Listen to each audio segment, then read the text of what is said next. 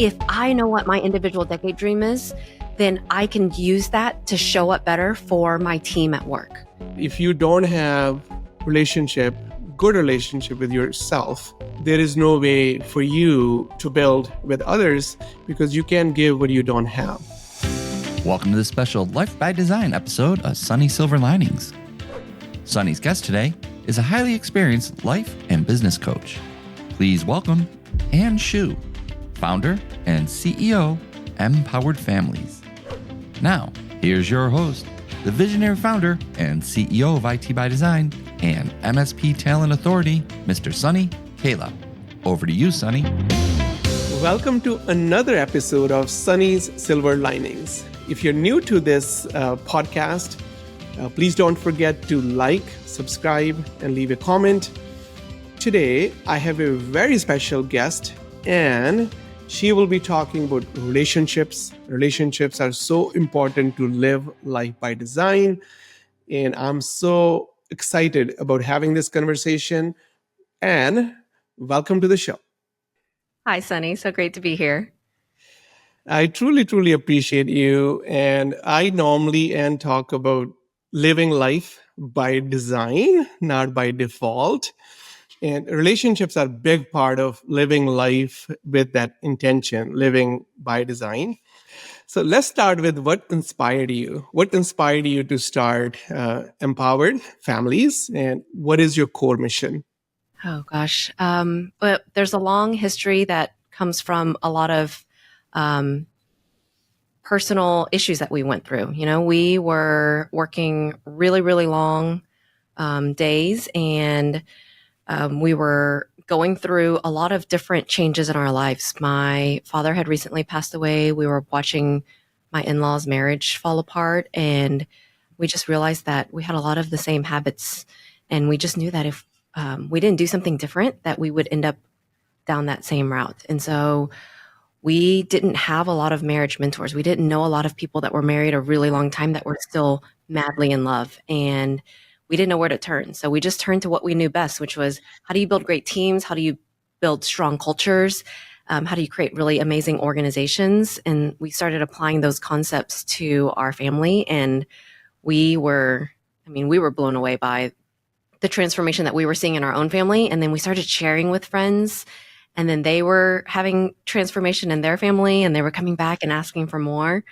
And so it just kind of started organically, out of necessity. We just needed it to help our own family. And so what started that way for nearly a decade of just working with tools in our own family organically became Mpowered Families about 2 years ago. And now we're on this mission to really help business leaders be as intentional about their family life as they are about their professional life. You know, these business leaders that have achieved some sort of success are successful because at work they were clear about their values. They were clear about their vision. They set some really great goals. They created an amazing culture. And when they did all of this, they were able to reap the benefits. They saw the success. And so now we're just applying those same ideas, those same principles, that same intentionality to the family. That is so good. You know, what I love about people where they experience life and they're very authentic when they are sharing what they have experienced in life and what they have learned from their life. Then you are a true practitioner. You are not just kind of overall lecturing people based on what you know. That's probably the difference between having a lecture versus someone who's sharing as a practitioner. And I love that. And it's still an everyday journey. I mean, I'm still practicing every single day because as intentional as I want to be, there are still many moments in my day where I am reactive or I'm not being present, or, you know, and so that's what makes this really fun, because even though I'm, you know, in front of the room sometimes teaching it, I'm like, hey guys, I'm still practicing. I'm still learning right alongside you guys. Yeah. And one of my core value at the top is humility. And what I just heard you say is that humility is that lifelong learning, is knowing that we are not perfect. We are human beings.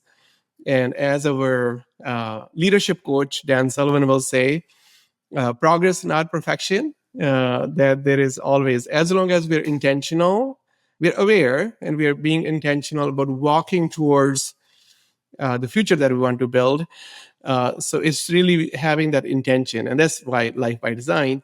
And now coming to like 4 wheels that I talk about, and for life is your health, like you being, like healthy, physical, mental, spiritual, your relationships being healthy, your career being healthy, and your legacy being healthy.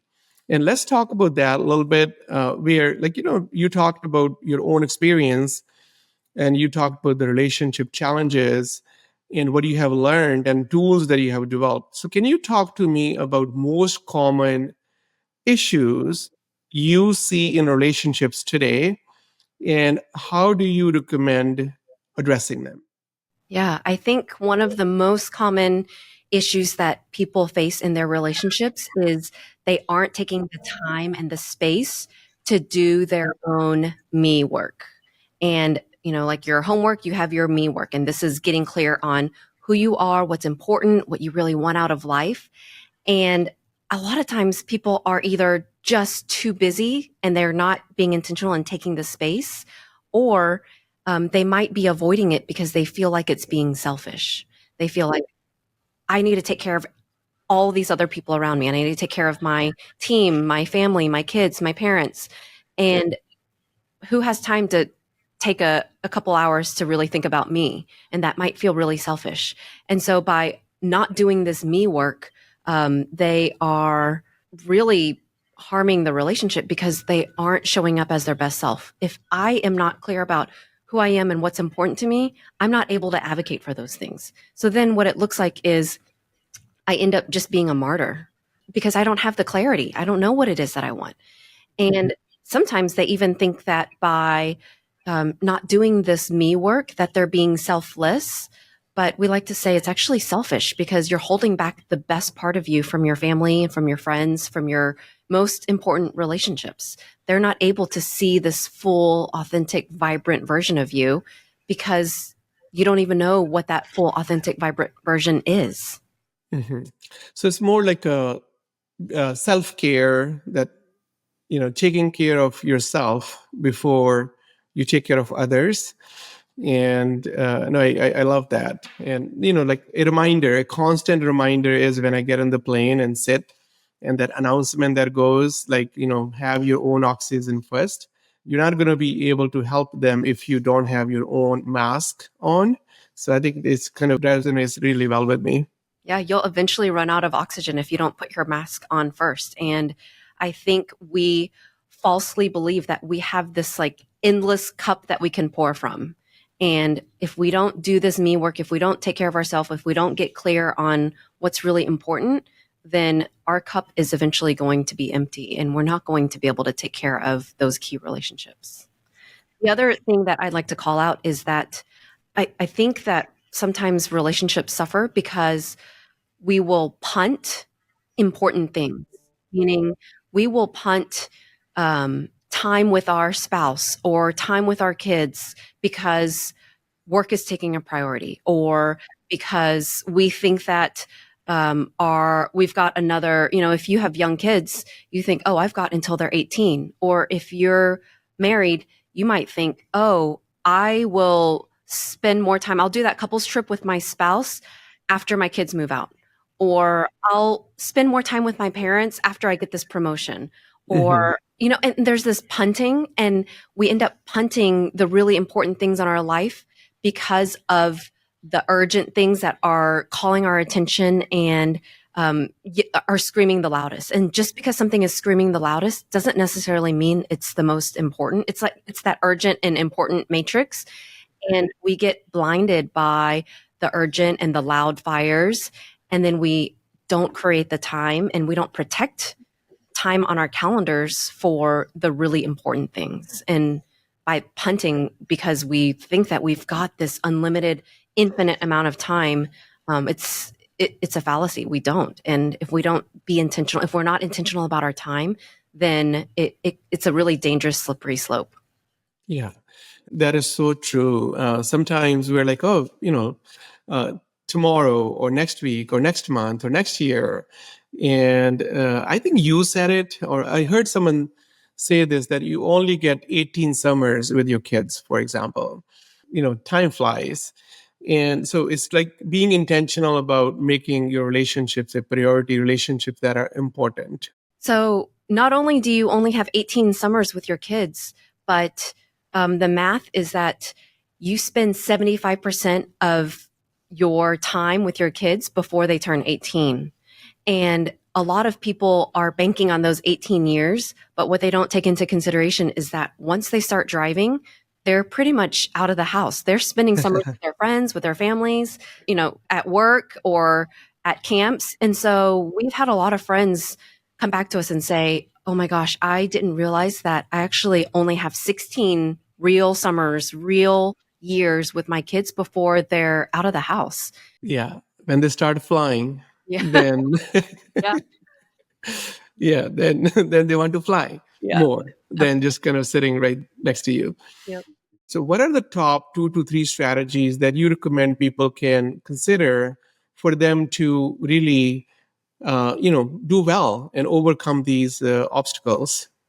Yeah. I mean, what it looks like for our Empowered Families clients is that they are really taking time to do their me work. So shifting their mindset so that they really believe in me for we. And it's a radical shift, because a lot of times people are thinking, I have to sacrifice if I want to take care of the we, but really me for we is what is going to be that first stepping stone, creating the space for you to do your work. And we take clients through a process to fill out their individual roadmap, which is their values, who they are at their best, who they are at their worst, what they really want out of life, and what's their plan for getting there. And they are reviewing that every single quarter. So that's what I would recommend, is making sure that you're carving out time at a minimum every quarter to really zoom out of your life and take some time to think on your life and work on your life, instead of just being in the daily grind, the day-to-day on the hamster wheel of life. Really making sure that you're protecting time on your calendar every single quarter regularly, so that it's happening. Yeah. So being very clear with your values, taking the time to understand yourself, and also having some kind of rhythm so that you are constantly reviewing your progress, goals that you have set from your self work. So can you expand on that a little bit? I know you have some tools available. You have developed some systems as well. Can you give us like a high level overview of how you help your customers? Like what are the tools? Yeah, I mean, one of my favorite tools from our toolbox is called the Decade Dream. And we coach clients through an individual decade dream and then also a family decade dream. And this is just thinking about what's that one big goal for you over the next 10 years that's going to help really serve as a North Star and guiding light for all of your decisions. So my decade dream, my individual decade dream, is to have 1,000,000 decade dreams defined. By the end of 2029, I want to help 1,000,000 people define decade dreams. Mhm. My family decade dream that my husband and I have worked together on is 2,000 free days. So by the end of 2029, we're going to take 2,000 free days together as a family over the past decade. This year, we're going to take 180 free days. So free days from Strategic Coach, 24 hours of not working, not thinking about work. And this year, we're going to take 180. In 2029, for us to hit our goal, we're going to take 300 free days together as a family. And what this has done is it has really shifted what we say yes to. And as a result, it has created a life that is way less frantic. Just we're really intentional about the things that we're saying yes to. And we're using this decade dream to say no to things that would have been fun or cool before, but now we're only saying yes to the things that are true, passionate, enthusiastic yeses. And so now we're saying no to sitting on boards of nonprofits. We're saying no to starting other businesses that aren't aligned with our decade dreams. We're saying no to joining different organizations. We're saying no to other volunteer opportunities. We're just using it as a filter. And that's the beauty of this decade dream, is it serves as a filter when it's done correctly to really help people get off that hamster wheel and stop saying yes to so many things that are causing their life to be so chaotic and frantic. Yeah. It seems like a GPS to me that where you know where you are, where you're going, and that decade dream destination, and having the journey clear to get to that decade, and then knowing then what to say yes to and what to say no to, and having not only a to-do list for the decade dream, but also having a no to list, no list as well, because a lot of people miss that no list. So you also talk about like the victim mindset, growth mindset, but you have your own context, and it was easy to understand. Can you share that? That was really awesome what you shared during that workshop. Yeah, I think if I'm going to just sum up and give the listeners one takeaway from that, I would just say that for me, the biggest indicator that I am in a reactive mode instead of an intentional responding mode, if I'm reacting, there's probably some complaining going on.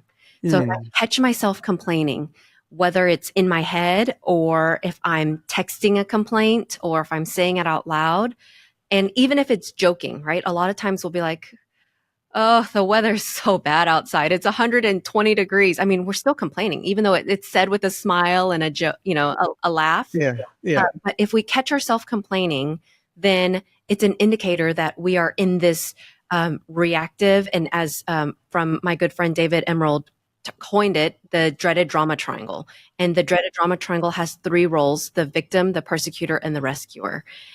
And the biggest indicator that we're in this dreaded drama triangle is complaining. And so if we can increase our awareness of when we're complaining, then we are at choice. If we don't have awareness of the complaining, because we all know those people that complain all day long about everything, right? It's exhausting to hang out with them, but those people might not even know that they're doing it. Hmm. That was me for a big part of my life. I was constantly complaining about everything and I didn't even know it. I didn't have the awareness. And as soon as I was able to start building the awareness of when that was happening, then I could make a choice. I could choose if I wanted to stay in the thing that I was complaining about and be angry or upset, or I could have the awareness, acknowledge it, and make a shift to something different. Now, how can people use this thinking at work as well? I know relationships are relationships.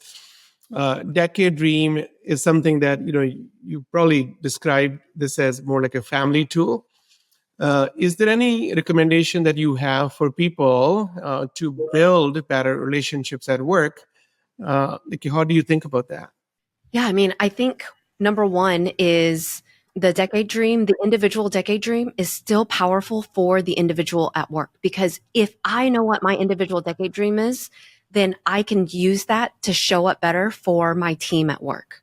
If I know what my team's decade dreams are, man, now I can really lean into that and help them achieve their decade dreams.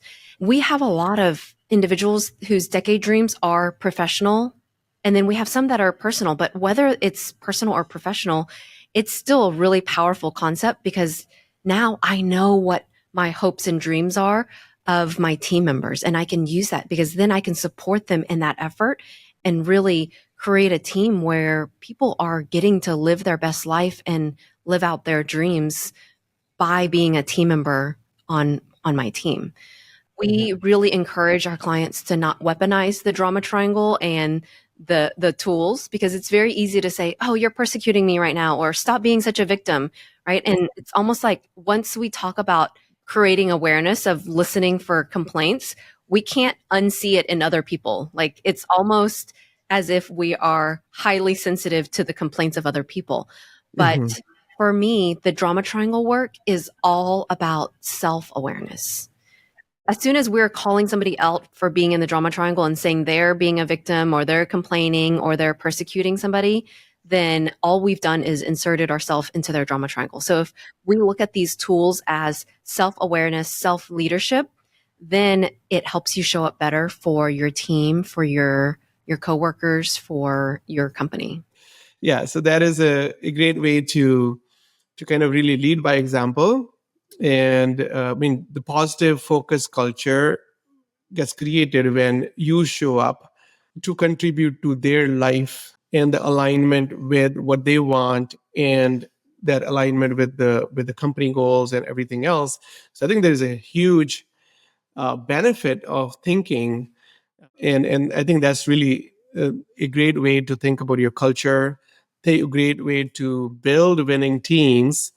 And when you are able to build winning teams, then you can build a business where a healthy business, and you're creating health all over. I mean, all aspects of your team's life and your life. So you transform people while you're building your business. That's a beautiful thing. And please let people know where they can get to know more about your tools, your website. How can they get in touch with you? Yeah, our website is empoweredfamilies.com, and it's empowered without the E at the beginning.